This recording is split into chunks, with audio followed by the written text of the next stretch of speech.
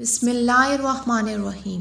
السلام علیکم سامعین، حضور اکرم صلی اللہ علیہ وآلہ وسلم نے ارشاد فرمایا کہ مسلمان کو جب موت آتی ہے تو اس کی پیشانی پر پسینہ آ جاتا ہے۔ محدثین کرام فرماتے ہیں کہ یہ پسینہ وہ اپنے گناہوں اور اعمال صالحہ کی کمی کی وجہ سے اپنے رب سے شرم و حیا سے محسوس کر رہا ہوتا ہے۔ ایک روایت میں آتا ہے کہ اگر میت کی پیشانی پر پسینہ بہہ پڑے اور آنکھیں ڈبڈبا جائیں اور نتنیں پھول جائیں تو یہ رحمت الہی کی علامت ہے۔ سامعین، مرتے وقت انسان کے دل و دماغ سے ہر چیز نکل جاتی ہے، سب کچھ بھول جاتا ہے، اپنا مال و دولت، عزیز و اقارب، دوست، رشتہ دار، سب کچھ بھول جاتا ہے۔ لیکن مرتے وقت انسان دو لوگوں کو بہت زیادہ یاد کرتا ہے۔ وہ دو لوگوں کو ہرگز نہیں بھول پاتا۔ دو لوگ اس کو بہت زیادہ یاد آتے ہیں۔ ان کو سامنے بٹھا کر وہ چیخنے کی کوشش کرتا ہے، ان کے غم میں، ان کے ارمان میں رونے کی کوشش کرتا ہے، مگر وہ رو بھی نہیں پاتا۔ سامعین، حضرت مولانا جلال الدین رومی رحمۃ اللہ علیہ فرماتے ہیں کہ میرے محلے میں ایک شخص زندگی اور موت کی جنگ لڑ رہا تھا۔ مرنے والا موت کے بالکل قریب تھا۔ لوگ میرے پاس آئے، حضرت ہمارا ایک شخص مرنے والا ہے، آپ آ کر انہیں کلمہ پڑھنے کی تلقین کریں۔ میں اس مرنے والے کے پاس پہنچ گیا، اس کے قریب بیٹھ گیا۔ اس کے پاس اس کے دوست، رشتہ دار بیٹھے ہوئے تھے اور اس کے مرنے کا انتظار کر رہے تھے۔ اب اس مرنے والے کی آنکھیں چھت پر لگی ہوئی تھی، کچھ سوچ رہا تھا۔ اللہ تبارک و تعالیٰ نے اسے بولنے کی توفیق دی۔ وہ رو کر کہنے لگا، میرے بچے کہاں ہیں؟ بچے دوڑ کر آئے، کہنے لگے، جی ابو جی، اور اس کے پاس بیٹھ گئے۔ پھر اس شخص نے کہا، میری بیوی کہاں ہے؟ بیوی دوڑ کر آئی اور پاس بیٹھ گئی۔ اس کو کمایا گیا نہ تو مال یاد آیا، نہ دولت یاد آئی، نہ عزیز و اقارب، دوست اور رشتہ دار یاد آئے، یہاں تک کہ نہ تو اسے ماں یاد آئی اور نہ تو اسے اپنا باپ یاد آیا۔ اب مرنے والا کہتا ہے، تمہیں دیکھ کر میرا دل رو رہا ہے، میری آنکھیں رو رہی ہیں، سوچ رہا ہوں کہ میرے مر جانے کے بعد میرے بچوں کا کیا بنے گا۔ سامعین، انسان جب مرتے وقت بچوں کو آخری بار دیکھتا ہے تو یہ بھول جاتا ہے کہ میرے مرنے کے بعد میرا کیا بنے گا۔ وہ یہ سوچتا ہے کہ میرے مرنے کے بعد میری اولاد کا کیا بنے گا، میرے مرنے کے بعد میرے پیاسے بچوں کو کوئی پانی پلائے گا یا نہیں، میرے بچوں کو کوئی کھانا کھلائے گا یا نہیں، میرے مرنے کے بعد میرے عزیز و اقارب میں سے، میرے دوستوں میں سے، میرے بھائیوں میں سے میری طرح کوئی ان کا خیال رکھے گا یا نہیں، میری طرح کوئی ان بچوں کی فکر کرے گا یا نہیں۔ اس کی آنکھیں رو رہی ہوتی ہیں اور اس کی آنکھوں سے آنسو جاری ہوتے ہیں۔ بیوی کو نصیحت کرنے لگتا ہے، میں تو دنیا چھوڑ کر جا رہا ہوں، مجھ پر ایک احسان کرنا، خدارا میرے ان بچوں کو قرآن مجید کی تعلیم ضرور دینا۔ ان کے منہ سے نکلا ہوا لفظ اللہ میری قبر کو روشن کر دے گا، ان کے منہ سے نکلا قرآن میری قبر کو منور کر دے گا، میری قبر کو روشن کر دے گا۔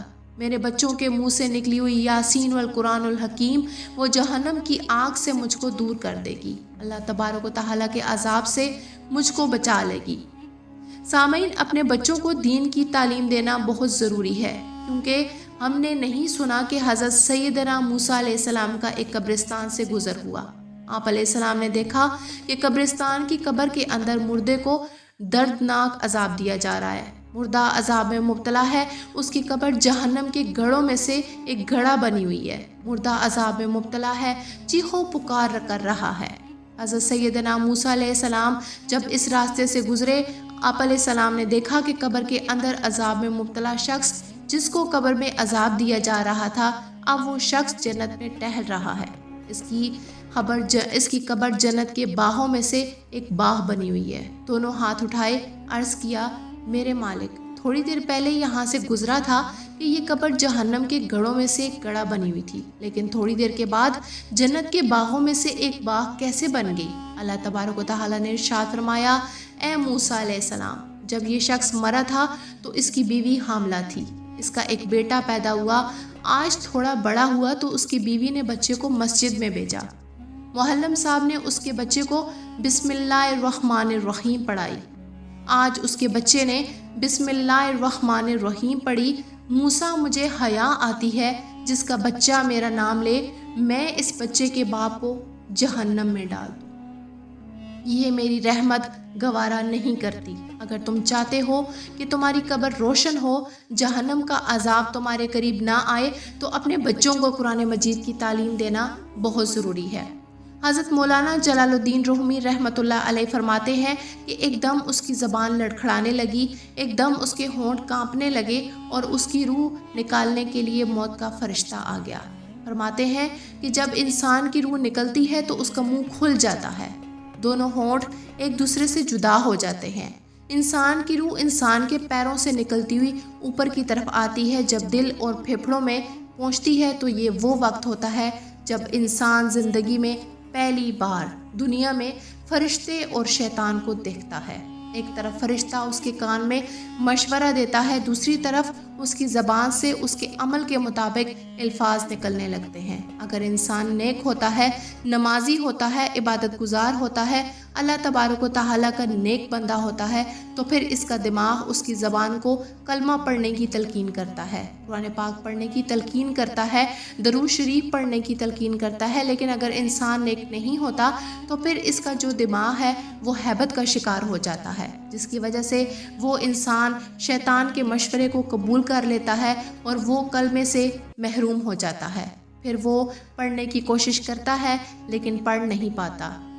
حضرت اماں عائشہ صدیقہ رضی اللہ تعالیٰ عنہا ارشاد فرماتی ہیں کہ جب اللہ تبارک و تعالیٰ کسی بندے کے ساتھ خیر کا ارادہ فرماتا ہے تو اس کے مرنے سے 1 سال پہلے ہی ایک فرشتہ اس کے پاس بھیج دیتا ہے جو اسے برائی سے روکتا ہے اور اسے نیک راہ پر ڈالتا ہے، یہاں تک کہ اچھے وقت پر اس کی موت واقع ہوتی ہے اور لوگ کہتے ہیں کہ یہ بندہ بہت مبارک وقت پر فوت ہوا۔